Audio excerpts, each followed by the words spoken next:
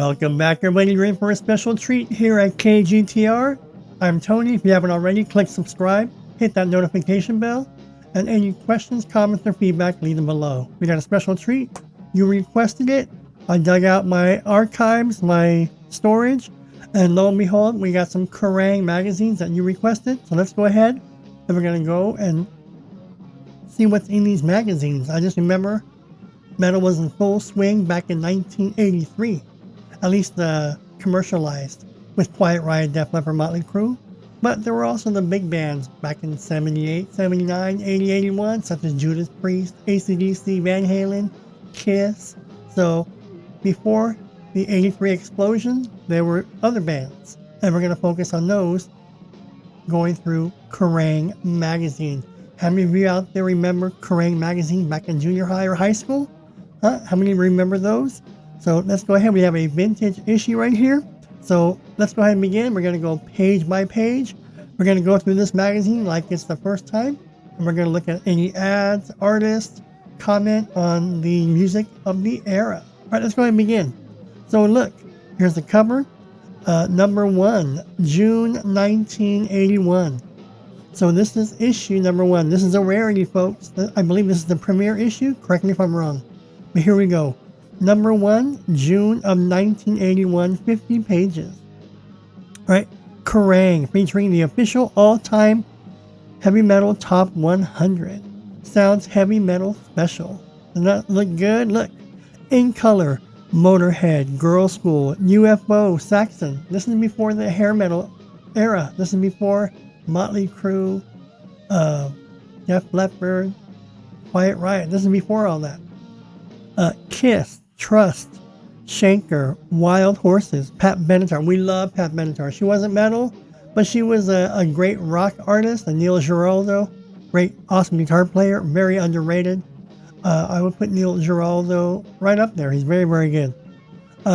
ZZ Top, Styx, Vargas, Ted Nugent, Blackfoot, Graham Bonnet, Ronnie Montrose, Rose Tattoo, plus Deep Purple Family Tree, Black Axe, Handsome Beasts, Venom, Silverwing, and heavy metal, Quicks, Elitist, LPs, Gross Picks, Mayhem, and etc. Alright, so I kind of forgot this magazine, but I do have a lot of magazines in my arsenal.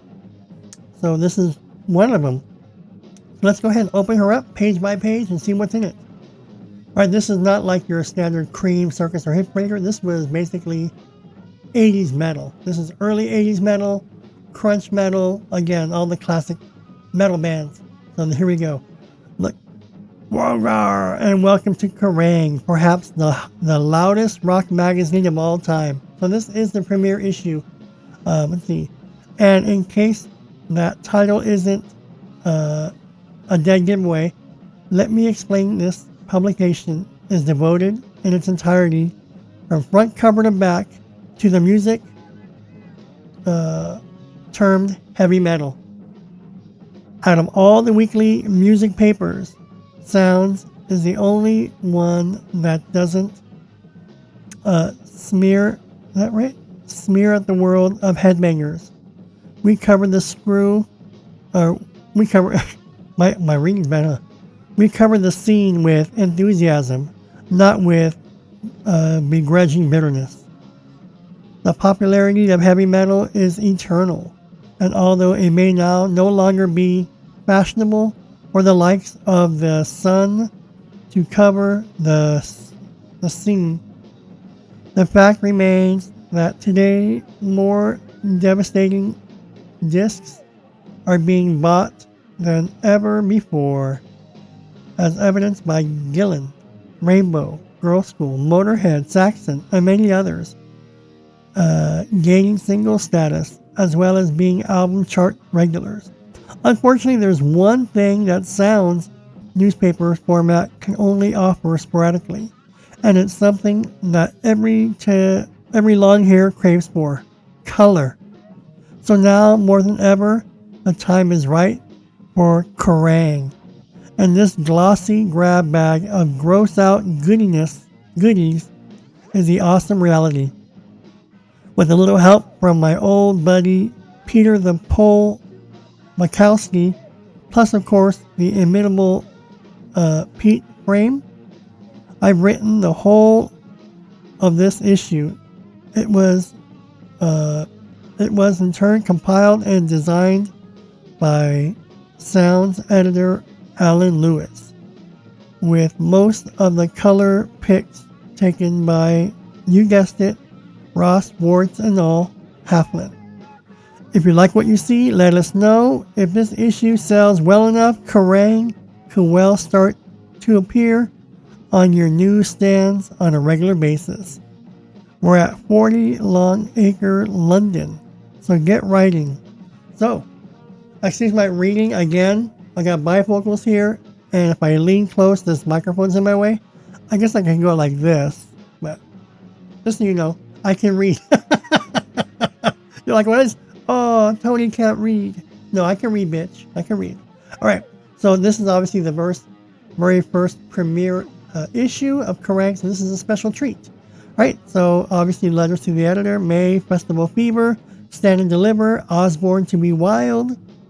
So we're just going through the magazine.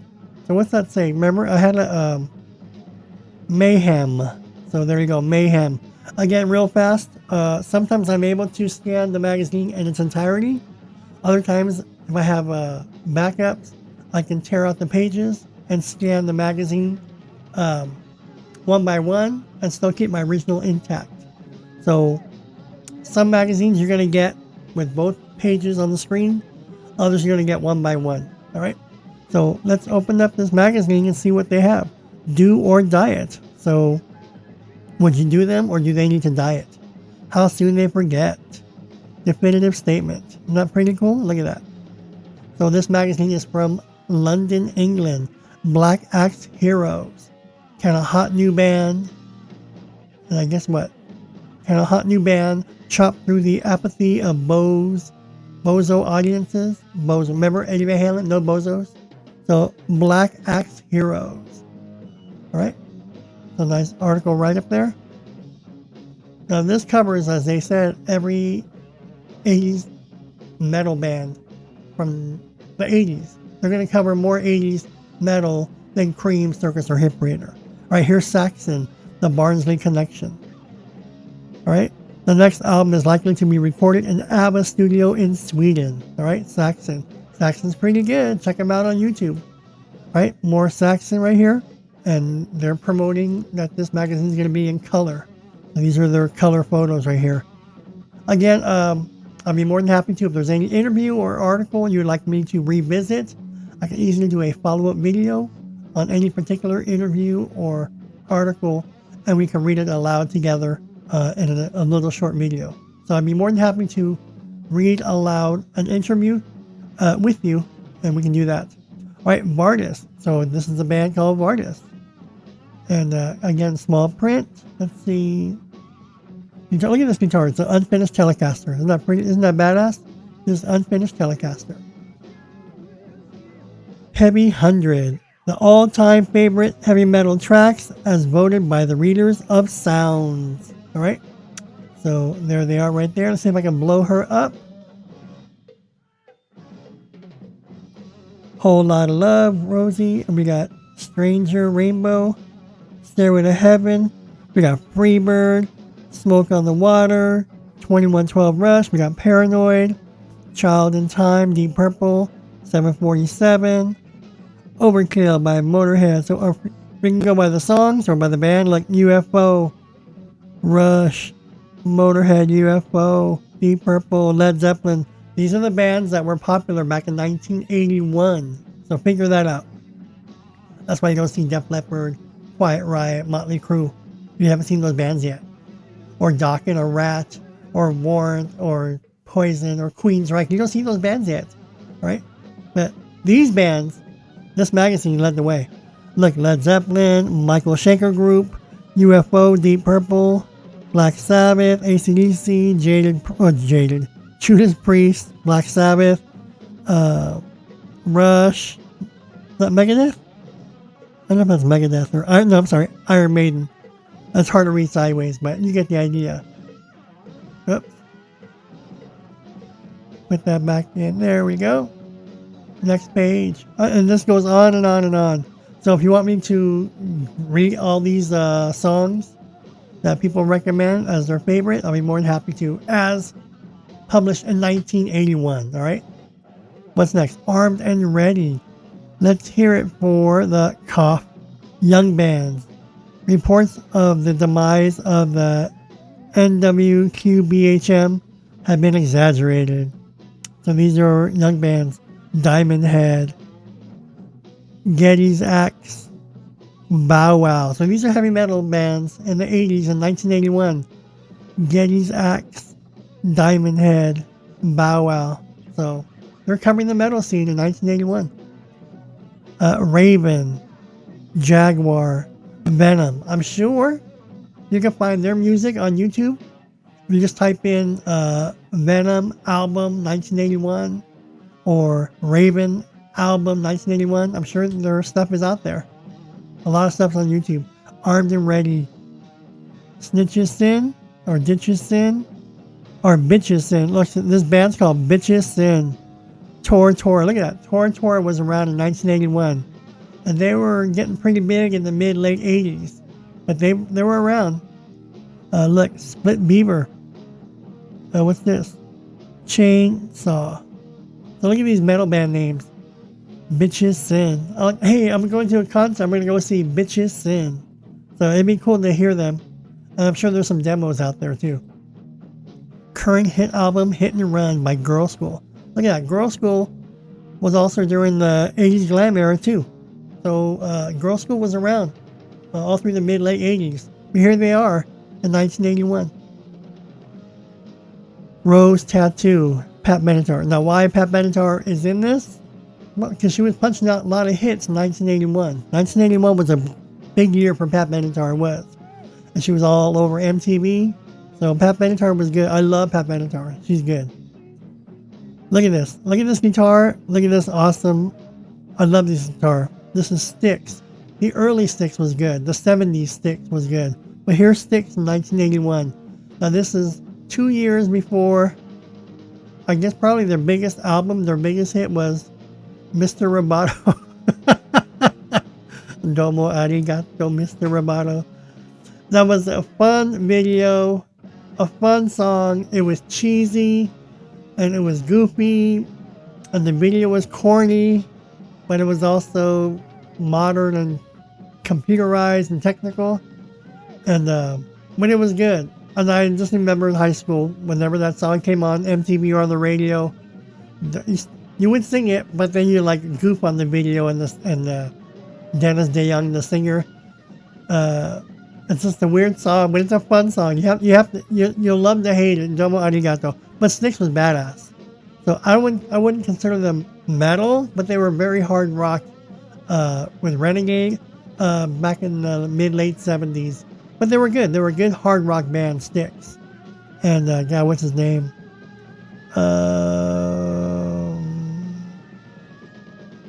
What's his name? I forgot his name. So, but anyway, these guys were good. All right, Scorpions. Okay, why isn't this why is it black and white? All right, Scorpions. Scorpions were always good. They were great with Uli Roth, and then Uli Roth left, and they brought in Rudolf Schenker and Matthias Jabs, and that was a completely better Scorpions. Because Matthias Jabs kicked ass. Oh, in 1981, heavily influenced by Eddie Van Halen, the opening riff to Blackout, dun, dun, dun, dun, dun, and then the Eddie Van Halen dive bomb, that was the tip of the hat to Eddie from Matthias Jabs. Everybody heard it, and when you heard that dive bomb, you turned it up. I'm serious. When you hear Blackout and you hear that opening riff with the dive bomb, you immediately thought of Eddie Van Halen, but it was Matthias Jabs doing it. And he pulled it off, and he had his own little solo, awesome solo, and the pinch harmonics, which he was starting to do because of Eddie. Remember, Eddie was doing pinch harmonics and the harmonics and the bending with the vibrato bar on the harmonic. Michael Schenker, I'm Blackout. I'm Michael Schenker. Matthias Jabs on Blackout. Listen to Blackout. You'll hear lots of Eddie influence. Not finger tapping or the two-handed tapping, but the harmonics, the use of the harmonics and the dive bomb. Total Eddie ripoff. But he wasn't ripping off Eddie. He was just basically, hey, I'm going to incorporate that into my playing, and it's going to sound like Matthias Jabs. Totally sounds like Matthias Jabs. But it reminded you of Eddie Van Halen. So Scorpions were badass in 1981. The Zoo and all that stuff. Oh, look, Diamond Head merchandising. So I don't know if this is Diamond Head merchandising or the band's Diamond Head. I think the band is Diamond Head, and this is their merchandising. So look, I don't know anything about pounds, or these pounds. So what, 360? So you can buy a t-shirt for 360 pounds. I don't know what that is for US. So the heavy metal band Diamond Head, they're selling t-shirts and posters. And that's what you did. Get your band out there. Get your band noticed. All right, Michael Schenker. Look at this. Michael Schenker Group. You had MSG, Michael Schenker Group, and his iconic Flying Me. Look at this. The two-tone black and white. You had several variations of it, but Michael Schenker was badass. So was, not so much Rudolph, because he was more of a rhythm player, but Michael Schenker and Matthias Jabs. Both kick ass. And they both have their own style and their own playing. They're awesome. All right. Motorhead. Motorhead was probably the heaviest metal band of the early 80s. Motorhead was just like, but then you also had bands like Accept, and then you had bands like you still had Iron Maiden. I don't know where Megadeth wasn't around, nor was obviously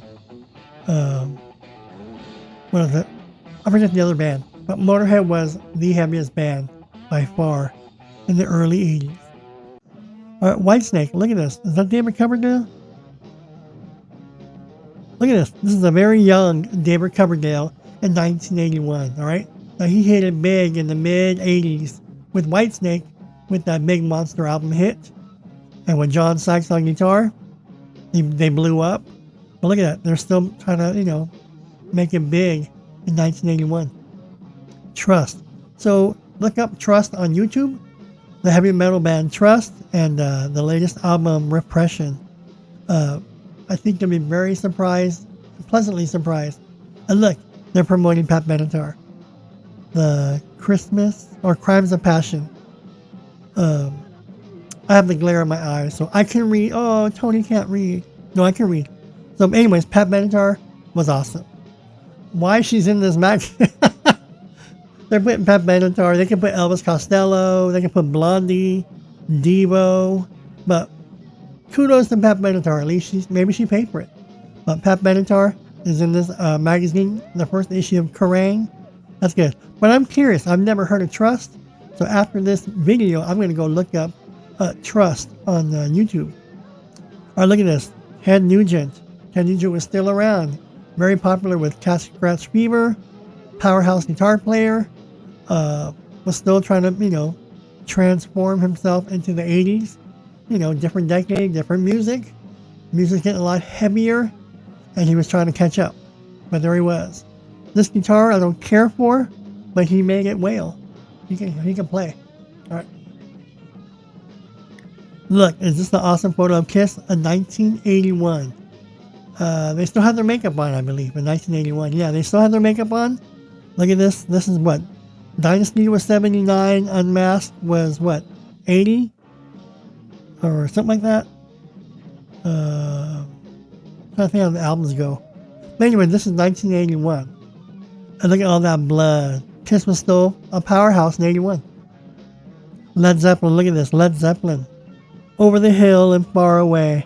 Look at this. Look how young they look here. Vintage Led Zeppelin. Keep the faith. Support your local heavy metal label. Alright? One in a crowd. Alright, so back then, support your local metal bands. UFO, Lights Out. That's when Michael Schenker used to be in UFO, and then he separated. I don't know who the guitar player was after he left, But UFO was badass with Michael Schenker. Then he formed the Michael Schenker group and was even more badass. But UFO was still good. They're still good. ZZ Top, they hit it big in 82 with that Monster album that was all over the radio with all those hits and all over MTV. I think it was 82, 83. Peace in Our Time. Frenzied Footwear Fetish. Look at these shoes. Look. Look. This is total vintage 70s. You're in a band, you wore this. Either a glam band, a 70s glam band, you wore these shoes. Twisted Sister wore these shoes. Kiss wore these type of shoes. What was the other band? That Kiss was anyways, a lot of glam bands of the 70s were wearing these shoes, these high heel. I forget what it's called. Obviously, they're high heeled. But these boots, I love these boots. These look like Paul Stanley boots, Gene Simmons boots. I love it. I love it. I always wanted to try one on, and it'd be so cool. All right, Nuts and May, get it? Nuts and May. So is that the name of a band? Look at that. Handsome Beast. Beasts. That's another name of a band. Look at that. Handsome Beasts and Nuts and May. Wild Horses. Look, Gibson Les Paul. That was their axe. The only super strats that I know of were by Eddie Van Halen.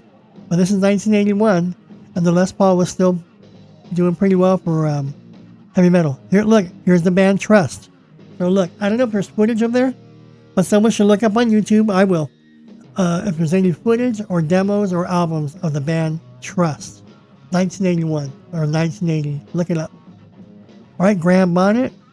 I knew him because of he was in Alcatraz. I think he was doing stuff before Alcatraz, but because he was in Alcatraz, that's when I first discovered Graham Bonnet. You're not going out dressed like that, are you? Again, this is bands that know how to dress.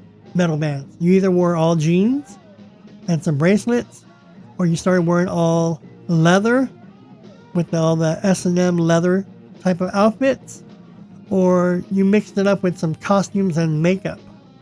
And so right now, and skinny ties were all the rage. Remember, 1981 was also new wave era. A lot of new wave bands were coming out, and they're all nicely dressed with really, really skinny ties, but they had a lot of makeup on, and it was all keyboards. A lot of synth pop and keyboard music, electronic music back in the early 80s. So you had metal competing with new wave music at the time in 1981. But they both coexisted beautifully. That was the beauty of MTV. You got everybody. You got Joe Jackson, you got Paul McCartney, you had Black Sabbath, and then you had Gary Newman, Blondie, Pat Benatar. MTV was the best. From 1981 to like 1987, 88, MTV ruled. But yeah, and it was great because a lot of people copied. They saw the videos, they saw how their favorite bands were dressed, and they went to the mall and started copying their favorite artists on how to dress, like Madonna. She set trends. People went out and tried to look like Madonna. Same with David Lee Roth and Van Halen. Look at this. Naturally, strictly for, let me open this up, strictly for connoisseurs. So these are albums right here. Black Oak, Arkansas. And who the guitar player was? Sean Lane. Sean Lane was the guitar player at some point from Black Oak, Arkansas, I believe. Here's Arthur Lee. Marcus, Golden Earring. They got pretty big around 81, 82 on MTV. And this, it's hard to read because obviously it's sideways. So pretty much this is like a bracket, a family tree of how bands are intertwined. Like a band will have this member who played for this band had this singer who played for this band and this band. That's like a tree. A lot of bands were related. All right, Blackfoot. Blackfoot was good. Look up Blackfoot on YouTube. You'll be able to find footage or music on there. The one, Ronnie Montrose, of course. Ronnie Montrose, very underrated guitar player. There he is. Again, beautiful Les Paul right there. What do you call that? Honeyburst. So you want to learn about Ronnie Montrose in 1981? Let me know. I'll share that with you. more on Montreux. And we're almost done here with this issue. Wear It Loud, the official Kerrang t-shirt. No fun after midnight. Now, Kerrang was heavier than Cream, Hip Breaker, and Circus. It just was. This was like in-your-face metal. The Motorheads, the Iron Maiden, the Judas Priests, the leather scene. It was all the underground heavy metal scene versus your commercial Kiss, Van Halen, Black Sabbath. Those were great metal bands, but they were heavier metal bands. And Kerrang catered to that in 1981. But we're going to see, as the issues come forward, who they start to cover. But if we go back to, we're almost done yet. We're not done yet. Metal, what's this? Metal what? Metal Mastermind. So let's see what this is. Check your heavy metal IQ. I'm going to go ahead and blow this up. Oh, you can't do that there. So let's see what it says here. Hold on. What was Black Sabbath's original name? What do the songs I Surrender, New York Groove, and Since You've Been Gone have in common? That's pretty cool. So here's a metal mastermind to make you think about these songs. So check your IQ. If you want me to go over the IQ test, we can. And again, these are questions that would be great to pose to you if you know your music. All right, we're almost done with this issue. Metal Mastermind answers. So these are all the answers to that quiz. How did you measure up? Pretty cool, right? So what do you think about the first issue of, and finally a reminder, as if you needed one, that the world's finest weekly coverage of heavy metal and lots more is to be found in Sounds, the perfect royal wedding souvenir. Sounds. So I don't know if Sounds owns Kerrang or they're part of Kerrang, but they keep mentioning Sounds. Girls School. This is the back. Look at this beautiful Les Paul. This is the back cover of the front cover of the premiere issue with Angus Young of AC/DC. So wasn't that cool? What do you think about the premiere issue of Kerrang, June 1981? Now this is obviously based out of London, England, but this metal magazine started becoming more popular in the mid-80s. All right? Stay tuned. We got more magazine reviews coming for you. Let me know in the comments below if you like Kerrang. I'll do more Kerrang. I got a lot of more surprises for you coming your way. Any questions, comments, or feedback or requests, leave them below. And thank you so much for joining me. And I'll see you all in the next video.